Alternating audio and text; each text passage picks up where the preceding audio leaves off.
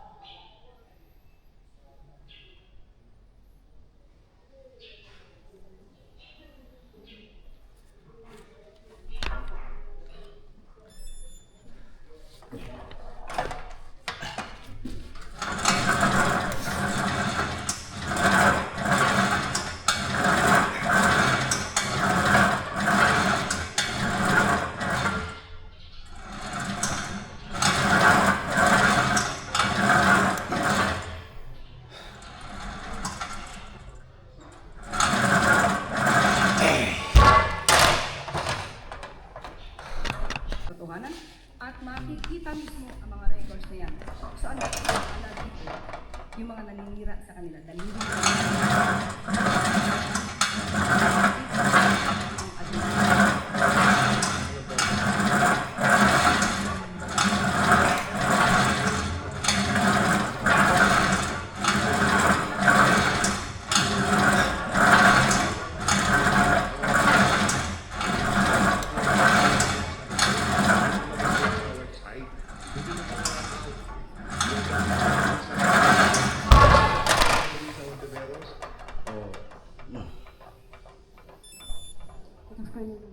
Ma'am, tumaas po yung trust rating ng Pangulo noong May 38%, ngayon June 48%. Ano po yung nakita nating factors na nakatulong para po tumaas yung trust rating ng Pangulo despite po ng political noise at pamumulikan po mamumulitika laban sa ito reporter na to, yung inunahan niya ng tumaas ang trust rating ni Marcos Jr. kaysa ganito, kaysa ganyan.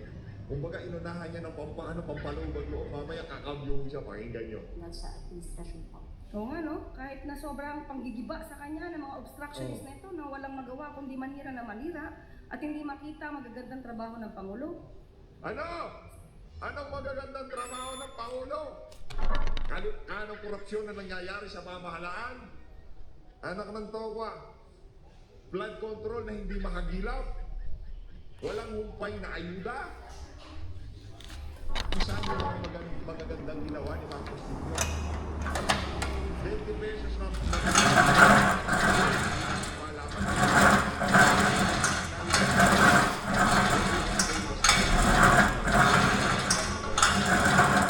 magagandang nagawa. Pagdagdag na sandamuhan natin sa Pilipinas. Sa problema na yan. Sara, chapter change, buto-buto, gawin yung bulalo. Diba? Kung ano gusto nyo gawin doon. Dali nyo sa tali. Pero, sabi ko sa inyo, kahit lulugan nyo pa na sandamukan na buto-buto yan, hindi nyo matatakpan itong skandalong pinasasangkutan nitong si Lisa Araneta Marcos. Kaya ito na, ang tanong mo ngayon dito kay Ann Claire, final answer na ba yung naging sagot niya sa press room kaugnay dito sa nangyari na papay Paul Tantoco. Ito, report na yung TV, Gate. Okay na, Ann Claire, game na. Si Mr. Paul Tantoco ay hindi po kasama sa official entourage. Nako, ano na ba yan, Auntie Claire? Final answer na ba yan? Yan yung tanong ngayon kay Auntie Claire. Sa mundo ng social media, kaugnay dito sa pinanghuli ng pahayang ito. Final answer na mo ba yan? Hindi kasama sa provincial entourage nitong hindi sa Araneta Marcos, yan si Tantoco. Paano pagka biglang merong lumabas na manifest? Kasama sila sa isa sa plano. Nako. Yan ang nga ba sinasabi natin? Paano ba lumabas na manifest? Alangan naman kasama ka sa loob ng purong plano, tapos sasabihin, hindi ka kasama sa official entourage. Eh, anong ginagawa mo? Ito tanong lang naman, paano kapag biglang merong lumutang na dokumento? No. FL, on the first lady, ng unang ina. Nakakahiya dahil gumawa sila ng peking police report. Hindi bahagi ng official entourage ni First Lady Lisa Marcos ang nasabihin si Paulo Tantoco noong Marso sa Estados Unidos. Ayon kay Palace Press Officer Yusef Claire Castro, ikinalulungkot nila na nadadamay sa pamumulitika ang mga pribadong tao ng luluksa.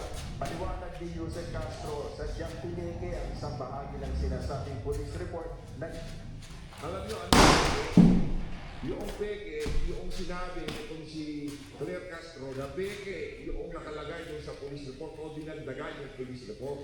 Kasi kung dinagdagan yan, ngayon pa lang, dyan sa HIP, dyan sa press con mo na yan, pinakita mo side by side ay yung ilinabas na report ng Beverly Hills Police County. Alam mo tayo, di ba? Ganun yan. Oh. Dapat pinalabas mo side by side. Ito mo ang police at ito mo ang pinalabas ng mga namimik news sa social media. Eh, imbis na gano'n ang ginawa nyo, kung ano-anong kabalbalan ang mga pinaglalabas mo sa social media, madam. galing umano sa Beverly Hills Police Department na kumakalat ngayon sa social media. Partikular na rito ang pagkakasama sa pangalan ng First Lady sa umuling police report. Ayon sa opisyal ng Malacanang, may aktibidad ng First Lady noong March 8, ang araw na naiulat na nasa week si Tantoco. March 8, makikita niyo po sa screen na mayroong konsyerto para sa inyo. Yan. Nakikita niyo sa larawan din, Ilan? Secretary Cristina Pasco. Yun. March 8 yan ginanap, hapon hanggang gabi. Paano masasabi? Hindi, madam. dapat po kasi linangagan nyo kami ng police report. Diba? Tama mali, dapat police report. Yung sinasabi ng peke, ipakita nyo sa amin yung tunay. Kasi kung sinasabi yung peke, yung nagkalat na police report sa social media o binagkalat yung police report sa social media, pues, latagan nyo mo kami, ilabas.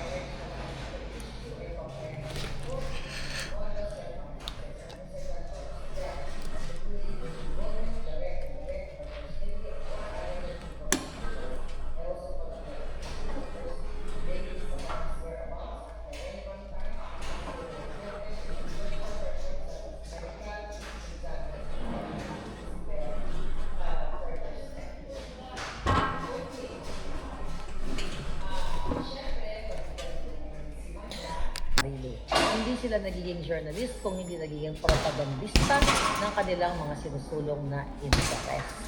Ang sabi pa niya, okay? Ayan. Okay, basahin ko na nga itong report nito. Alright? Right. So, ang sinasabing police report na naipost sa Facebook ay isang malaking casino. Alright, so, Castro said the portion mentioned in the First Lady, Tanto Kusabi na Arroyo, at the Camero was an alternate to the police report, she added that Araneta was surrounded by security details of the United States and the President was supposed to command at all times and stayed at a hotel different from the hotel where the stayed. Sabi niya, paano masasabi ng mga obstructionist na ito ang mga fitness na ito patungkol sa nakita nilang mga tao doon sa vicinity. Kaya yan ay dinagdag lamang.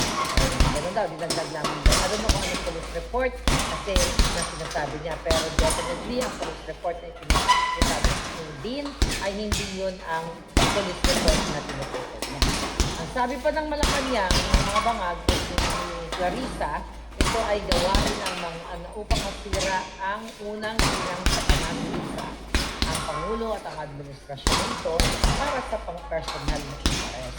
So huwag po natin tayo masyadong maniwala sa drama, sa gimmick, sa gawa-gawang kwento. Siguro din tayo po bilang isang miyembro ng media, kaya din po natin kaya din po natin alamin kung ano ang katotohanan. Wala pong pinababahala ang unang ginang Satanas dahil alam niya ang katotohanan ang makikita mismo ang mga records na yan. Asan ang records? May pinakitabat ang records? So, ang dapat mabahala dito yung mga naninira sa kanila dahil hindi nila magigiba sa gamit ng fake news na ito ang administrasyon.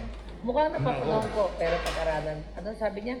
The ASIC Palace is contemplating legal action against those spreading the fake news police report. Namon nga kayo din, hinahamontak ko nga kayo noong July pa about pulburon naman, video naman. Hanggang ngayon wala pa rin kaso. Kasi ngayon pag-aaralan nyo yung mga juludo kayo. Anyway, sabi mo napapanahon po kayo pag-aralan, hindi po dapat manatili na dahil sa isang journalist o sa isang parte ng media nagkasabi ng kasinungalingan. Maaaring paniwalaan ng mga kapwa ng mga Pilipino, so nakakalungkot yan at medyo nakakahiya. Alright, yun ang sabi niya.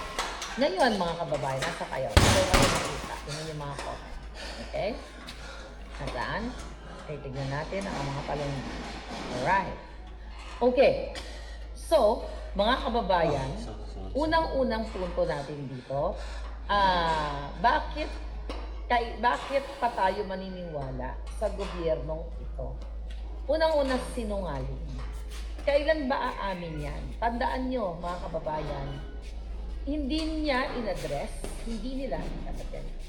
By the way, galing sa Beverly Hills Police District, nakita niyo ba yung ating bonggang-bongga sa inyong kanina? Una-una, hindi in-address ang pagkamatay ni Paulo Tantoco na kung saan asawa lang naman ng in-appoint ni Bangag, okay, na si Dina Tantoco Arroyo bilang isang deputy report. Bakit hindi nila in-address yan? Na yan ang connection ng taong yan. Ni wala ngang condolences, ni wala ngang message ko nang namatay. Ever since nung nalaman ng taong bayan na namatay. Diba? So itong presidential communications, itong bangag na administrasyon ito,